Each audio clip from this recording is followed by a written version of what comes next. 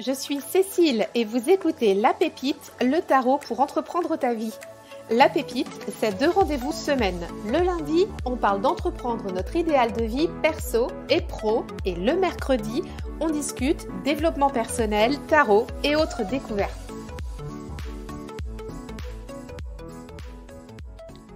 Je n'ai pas le choix. Est-ce que c'est une phrase que tu t'es déjà dite? Est-ce que c'est quelque chose que tu répètes souvent quand tu dois faire des choix dans ta vie et que tu penses que tu ne peux pas les faire? Moi, c'est une phrase que je me suis déjà dit à plusieurs reprises et il m'est arrivé une anecdote cet hiver et je voulais te la partager et ça fait un moment que je voulais te faire un épisode là-dessus parce que je pense que je pense que c'est important qu'on voit les choses d'un autre point de vue et je te partage ça tout de suite. Alors donc cet hiver, pendant la période des fêtes de fin d'année, tu sais, c'est le moment où on va revoir du monde et c'est le moment de retrouver ses proches, de partager, de se donner des nouvelles. Et c'est ce qui s'est passé. J'ai revu donc des proches et parmi les personnes que j'ai revues, une de ces personnes avec qui j'avais pas été en contact pendant un certain temps, à vrai dire, j'ai eu l'occasion de la recroiser. Et donc c'était chouette parce qu'on a pu se donner des nouvelles. On a pu se raconter un petit peu là où on était de nos vies, les enfants, la famille, comme la santé, enfin tu vois le genre de discussion, et puis le travail. Et cette personne-là, il se trouve qu'il y a plusieurs années, a fait une réorientation professionnelle, et donc aujourd'hui travaille dans le métier qu'elle a choisi il y a plusieurs années. Et donc, elle me partage son métier, enfin son quotidien plus précisément, et elle me fait part de ses horaires de travail qui sont d'une amplitude incroyable. Donc, c'était par exemple de partir de chez elle ou d'être sur son lieu de travail à 7h le matin et de pouvoir rentrer chez elle à 7h le soir, quelque chose comme ça. C'était assez conséquent, mais malgré tout, c'était un métier qu'elle avait choisi de faire puisque elle avait fait une réorientation il y a quelque temps. Et puis, elle me raconte son quotidien et moi je lui dis: «Oh, dis donc, c'est incroyable, je suis admirative parce que, moi je serais pas capable de faire ça, mais comment tu fais?» Et j'attendais pas de réponse particulière.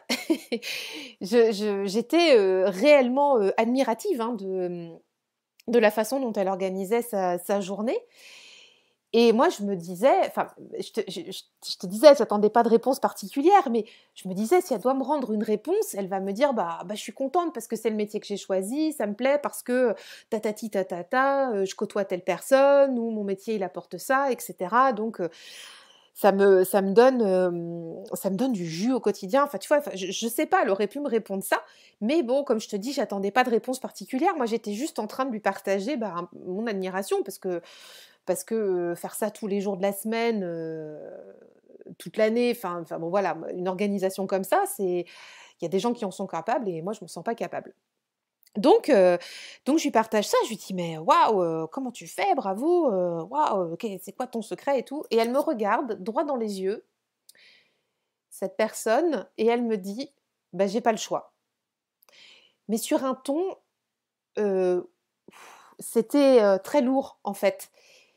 Et et je me suis sentie, complètement décontenancée de sa réponse parce que déjà, comme je te le disais, j'attendais pas de réponse particulière et je m'attendais surtout pas à ce qu'elle me dise ça, sachant que sa reconversion avait été faite il y a peu de temps et puis, je sais pas, enfin voilà, moi je me disais qu'elle était bien et enfin je projetais pas grand-chose de plus, mais je m'attendais pas à ça.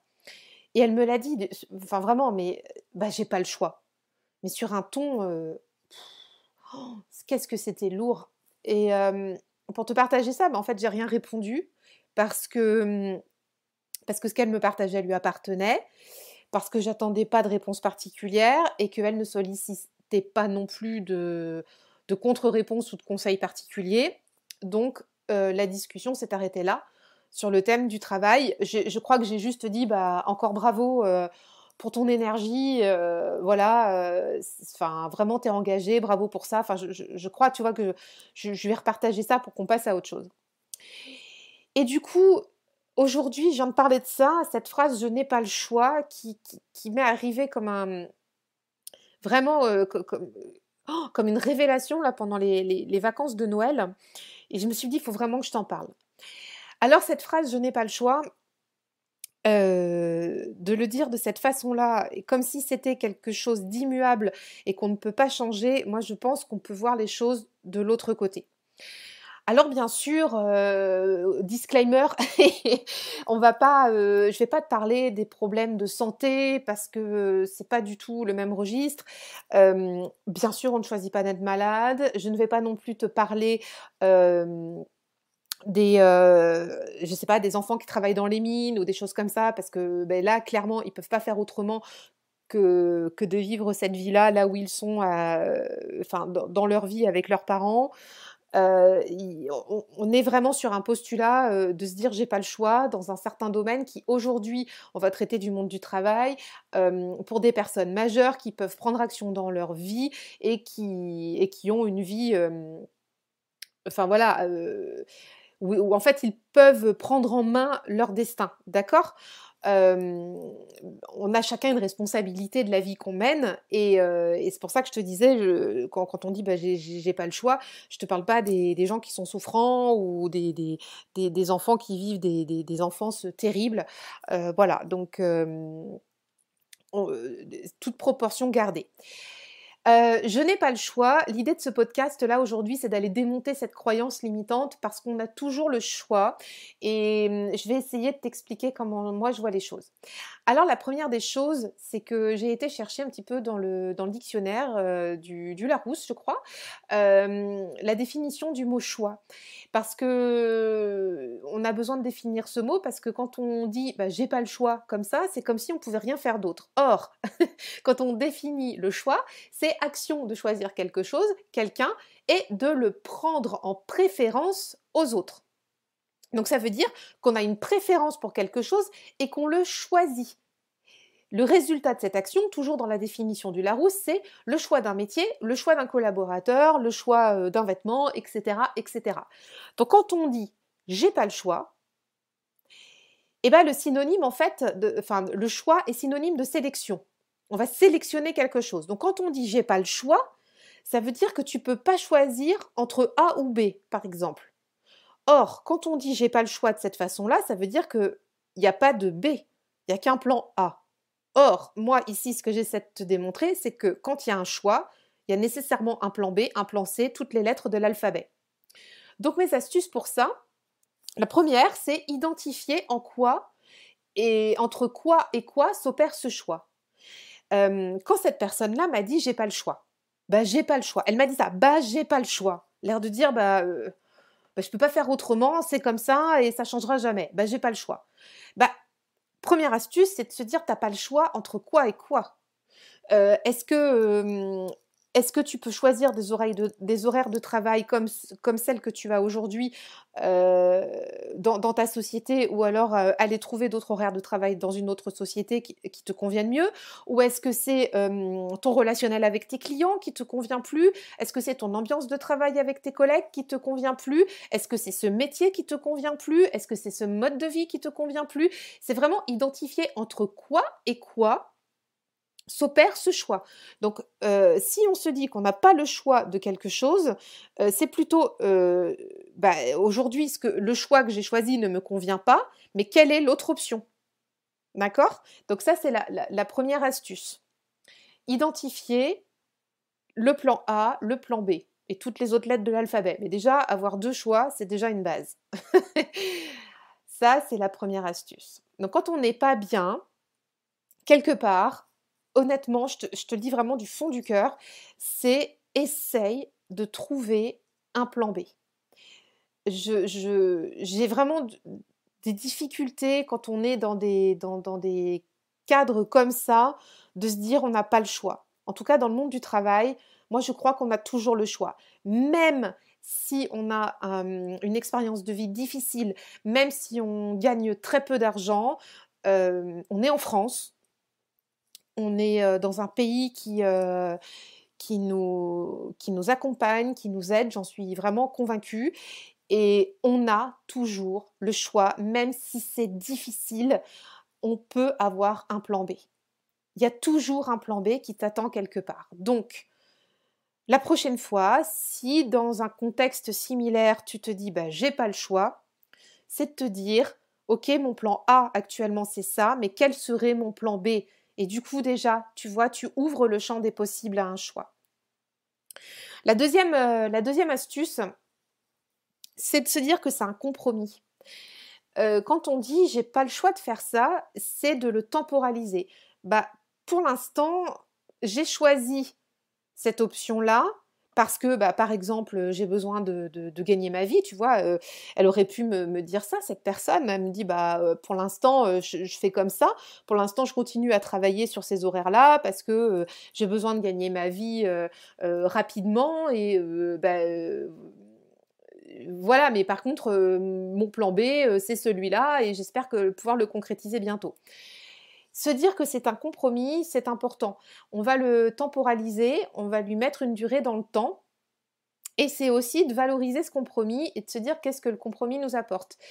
Si tu as une situation qui te plaît plus, que ce soit dans le travail ou ailleurs, hein, par exemple, hein, et ben, tu vas te dire c'est un compromis. Le compromis, je le vois toujours dans le consensus. Quand je dis oui à quelque chose, je dis non à autre chose.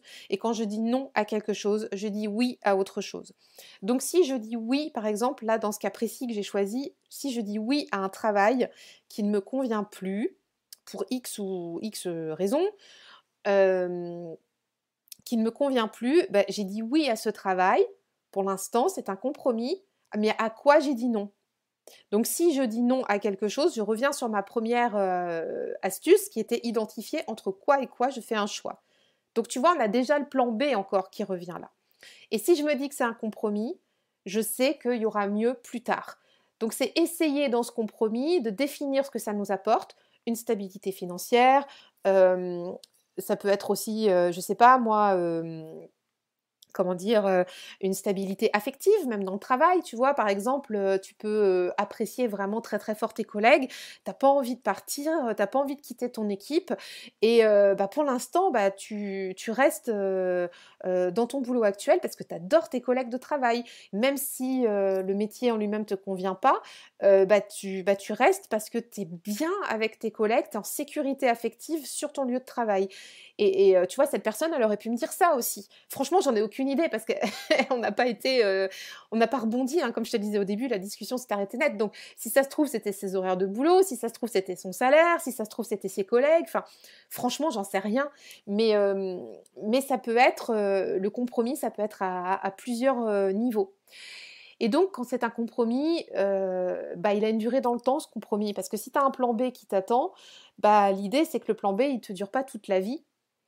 Et c'est pour ça que la troisième astuce qui arrive juste après, pour dégommer cette croyance limitante qu'on se dit de temps en temps, j'ai pas le choix, c'est d'avoir une vision claire de ce que l'on souhaite à long terme.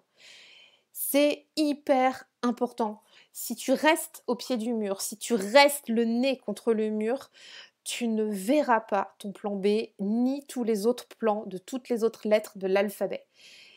Je Tu dois te dire: «Ouais, c'est facile à dire, mais nanani nanana», je l'entends et je le sais puisque moi-même, des fois, encore aujourd'hui, je dis: «Ouais, mais là, j'ai pas le choix». Sauf que depuis plusieurs, mois, plusieurs années, maintenant, je me dis à chaque fois: «Ouais, mais attends, là, j'ai dit oui à ça parce que et là, j'ai dit non à ça parce que».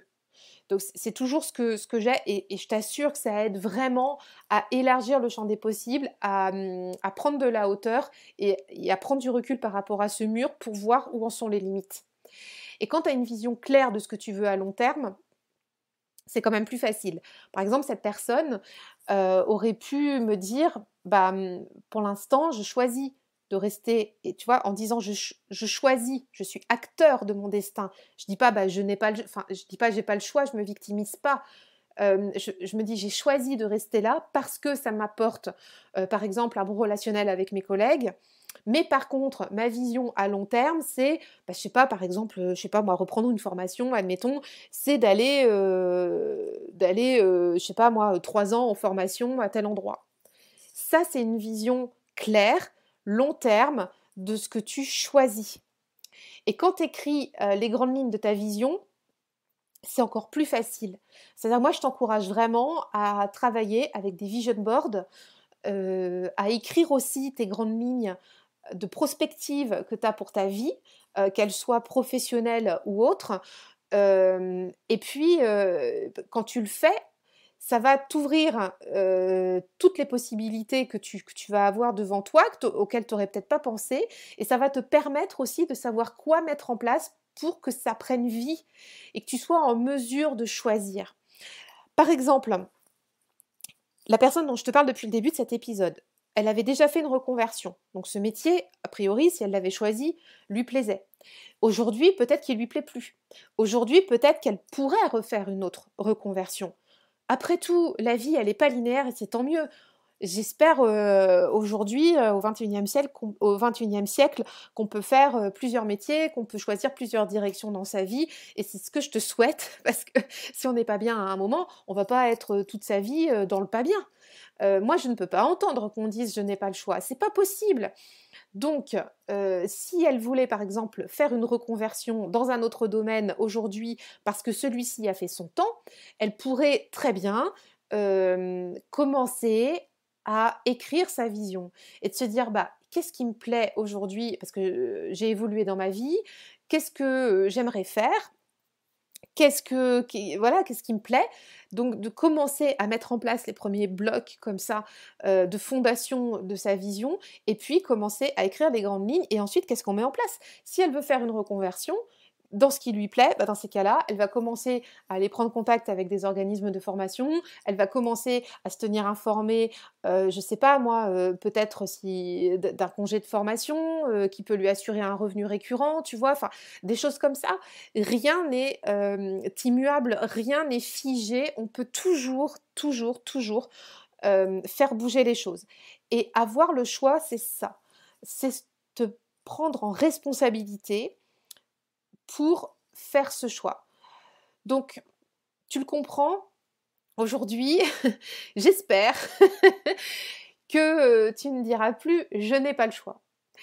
C'est vraiment, c'est vraiment ce que je te souhaite, parce que cette phrase, elle est très lourde à porter et elle est très victimisante, et moi enfin vraiment, c'est pas quelque chose qui fait partie de mon vocabulaire.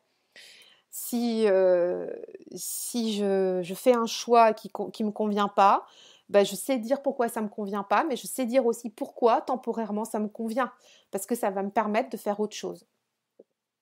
Enfin, je voudrais te partager, une autre, anecdote, alors enfin, je ne sais pas si on peut mettre ça du côté de l'anecdote, mais qui est un sujet un peu plus lourd, hein, mais qui va revenir à ce que je te disais en préambule de cet épisode. Parce que je te disais que j'allais pas aller sur, le sujet de la maladie, mais finalement, j'ai envie quand même de te partager ça. Il y a 2 ans, j'étais dans un groupe, internet de personnes, enfin voilà, sur un sujet d'entraide, et cetera. Et en fait, dans le groupe, il y avait une personne qui était, malade, du cancer, et qui était, clairement condamnée, et qui est décédée, puisque enfin, en gros, quand elle l'avait partagé, elle avait dit qu'il lui restait, peu de temps. Elle nous avait un peu annoncé ça, et elle est partie, bah, en ce temps qu'elle nous avait donné. C'est un sujet triste, et pour autant, je vais te dire quelque chose, cette personne-là a choisi de, de voir la vie différemment. Je suis assez émue quand je t'en parle, parce que je la connaissais pas vraiment, cette personne, mais tu sais, quand tu es dans des groupes d'entraide, au niveau des réseaux sociaux, tu côtoies les gens, tu peux t'attacher même si tu les connais pas vraiment, enfin, c'est un peu spécial, hein, ces relations. Et donc je te parle d'elle parce que c'était une personne extrêmement lumineuse, qui se savait condamnée, bien sûr, et qui pourtant a choisi tous les jours de nous partager sur le groupe des cadeaux que lui envoyaient des personnes du groupe, des attentions, ses plus beaux sourires, des messages de sa famille, des messages qu'elle recevait, puisqu'en fait, elle avait choisi de garder le sourire, le cœur jusqu'à la fin. Elle savait que la fin était là, c'était une question de semaines. Enfin, vraiment, ça a été très bouleversant quand j'ai appris son décès, même si je la connaissais pas. J'en ai d'ailleurs pas parlé autour de mes proches, puisque c'est un groupe, tu sais, de réseaux sociaux où on était comme ça, voilà, ça regardait pas les gens de ma famille particulièrement, mais voilà. Et je ne l'ai jamais entendu se plaindre de sa maladie, jamais. Je ne l'ai jamais entendu dire « je n'ai pas le choix ». Je n'ai pas le choix, etc., etc. En fait, cette fille-là a toujours choisi le positif, le sourire, la façon en fait de partir. Tu vois, donc c'est un sujet lourd et en même temps qui est plutôt joyeux parce que j'en garde un souvenir de grande détermination et j'en garde aussi le souhait de quelqu'un qui a choisi de partir dans la joie, dans le bonheur, dans le plaisir. Donc ce que je voudrais te dire, c'est quand on a des sujets lourds comme ça, bien sûr, elle n'a pas choisi sa maladie, cette personne. Bien sûr, elle ne méritait pas de partir. Mais par contre, la façon qu'elle a eue de la vivre, ça lui appartenait. Et quand on ramène ça à des réalités autres, qui sont par exemple nos choix de vie liés au travail, notamment ce que je te partageais au début et un peu dans le courant de l'épisode, bah finalement, il y a des choses qui peuvent paraître un petit peu moins graves. Et j'espère qu'aujourd'hui, tu as un peu mieux identifié comment ne plus dire « je n'ai pas le choix », mais plutôt de te dire « comment puis-je avoir le choix ?» Si j'ai dit oui à cette situation, c'est que j'ai dit non à ça. Ou si maintenant je décide de dire non à cette situation, c'est que je vais dire oui à ça.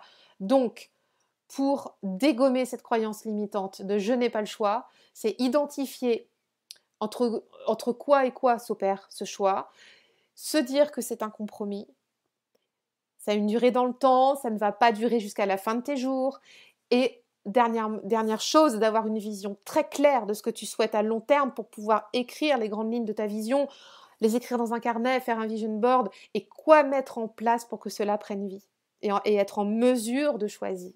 Voilà. Je te remercie d'avoir écouté cet épisode et j'espère qu'il va t'aider, qu'il te sera inspirant si tu avais aussi des questions à ce sujet. On s'en reparle sur Insta si le cœur t'en dit, si ça te dit. Et je t'embrasse bien fort et je te dis à très bientôt pour un prochain épisode. Bye bye! Merci d'avoir écouté cet épisode. Pour soutenir la pépite, je t'invite à laisser ta meilleure note et ton commentaire sur Apple Podcast ou ton application favorite. Merci d'avance, tu aides à faire connaître le podcast. Et pour continuer à échanger sur cet épisode, on se retrouve en DM sur Instagram. À tout bientôt!